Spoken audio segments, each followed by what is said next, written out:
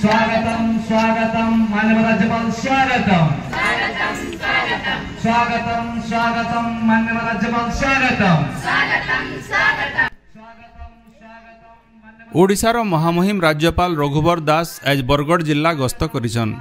राज्यपालंकर इ दिनकिया बरगढ़ जिला गस्त कार्यक्रम न आज दिनर 11:30 बजे गोटे स्वतंत्र हेलिकॉप्टर न पाइकमाल ठाने थिबार कस्तूरबा गांधी मातृनिकेतन के पहुंची करी राज्यपाल श्री दास मातृनिकेतन रो अंतेवासी आर कर्मचारी मान को भेटिछन आ तांकर संगे कथावार्ता हेछन।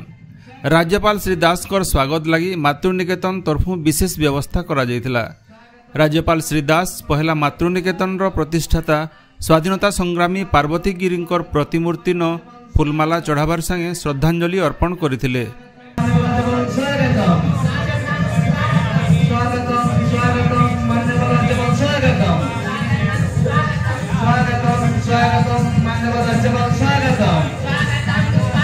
इ अवसर होइतिबार सभान मातृनिकेतन रो अंतेवासी माने सांस्कृतिक कार्यक्रम परिवेषण करथिले। राज्यपाल श्री दास तांकर वक्तव्य न कहले जे जहार किहे नहीं तांकर महाप्रभु जगन्नाथ अछन।